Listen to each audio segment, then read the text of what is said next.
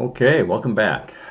Today what we're going to do is build on what we did yesterday. Yesterday we made an item class definition. We're going to clean that up a bit today, and then we're going to try to get all of these things working together as one, at least for now, to restore this to what it was before. So I'm in the main program here, or I'm in the Janus, and we had three files in addition to a.out.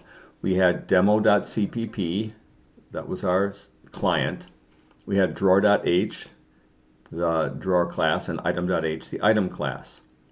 I'm going to go into item.h for a minute just to kind of fix a few things up.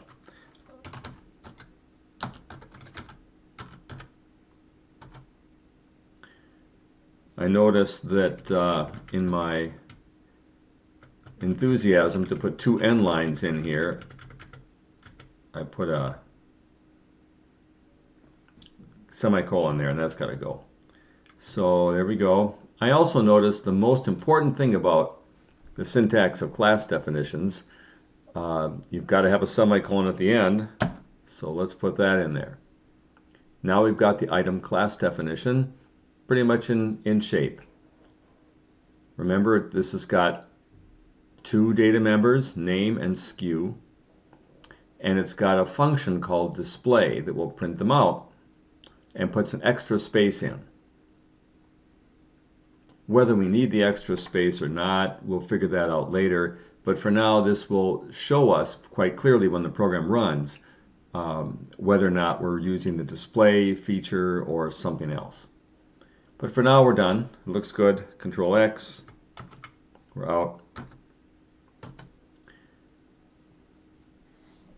Now I don't want to have to mess around with the client code, demo.cpp, at all if I can help it.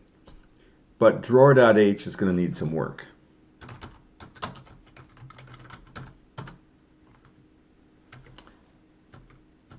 Our goal, our ultimate goal here, is that our items, our 100 things that are in the drawer, are going to use that item class definition. So that's great. That's what we want to have. But if that's the case, then we have to remember that every item has got two things in it, a name and a SKU. And so we have to be careful the way we treat this. I'm going to go down here to the put in function. And let's take a look at how that works. Remember, the put in function, we threw in a name of the object. Ideally, we want to send a whole object here with a name and a SKU, but okay, all we're getting is a name. That's fine, to some extent we can use that. Remember that this element in the array, item.n, what it is that we're going to put the name into, is now an object.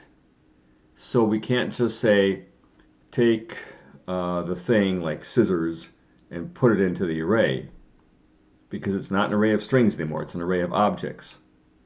And so if you want to put a string into that array, you've got to put it into a string data member of the object.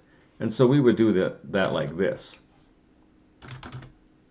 Since the name data member is public, we would say, put the thing that we want to store in the drawer into the name data member of this object. And we'll have to do that a couple more times too, by the way. Let's keep looking down here. The find function. Right now the way it's set is we're just going to give it a string and say find this. So we would expect then that it would have to go down the array of objects and compare the string to the name of each object as it goes down. And the way we would specify that is like this.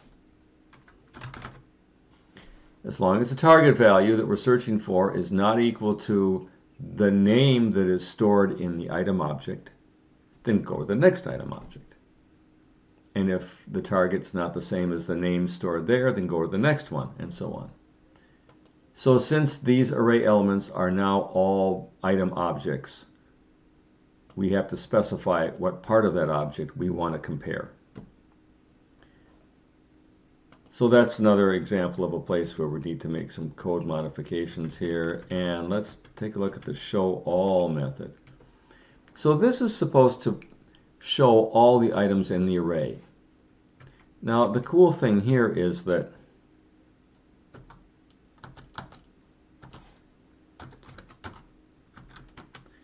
each item already has a function inside of it that will display its contents. So we don't need to do that here at all.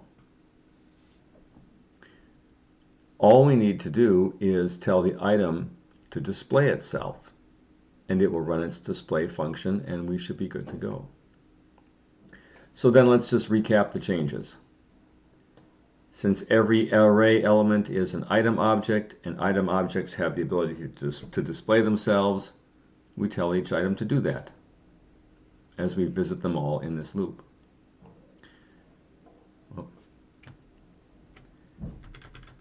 Since every item has a name, when we do our find function, we want to specify exactly that. We want to say, compare the target value to the name of a particular item. And we did that earlier as well. In the put in routine, we said if you are given a thing to go into the drawer, then put that, which is a string of characters, into the name of the next item up. All right, well, let's give this a shot and see if this works here. Control X, yes, out. Let's try to compile this. Compiled. Great. We're going to run it. Put this in the drawer. Okay, here we go again. What was I putting in the drawer? Can't remember. My wallet, my car keys, flashlight, Apple. I can't remember what else we're putting in the drawer. I'm done. And now you can see that the show all method that belongs to the drawer class goes down the array and calls the display method for every item. And we can quite clearly see that this is a display function because it's printing out the name and the SKU, and it's putting a couple of end lines in it. So this isn't coming from the drawer object, this is coming from the item object, as each item is called on to display itself. What would you like to remove?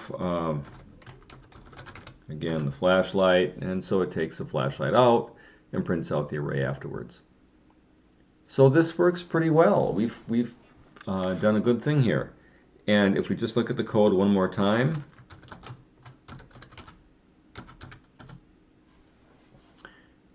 the cat command that I use just lists the contents of a file without putting us into Nano. So here's our item class. And the item is those two data members and the display function, and they're all public in this case. So that worked well. And as far as the main function goes, we didn't change anything with that. Good.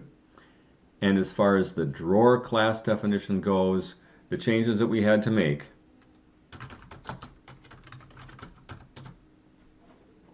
all had to do with the fact that the array was now an array of item objects.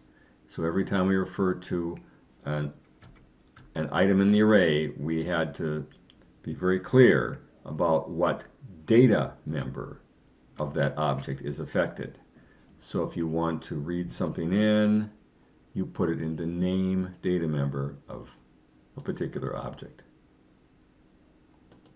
Okay, well, this is a good one to review. We have lots of code here.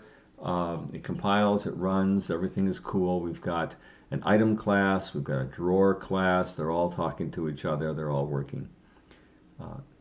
In the next video, what I'm going to do is show you how to make some changes in the main program so we're actually creating items and passing them into functions like put in.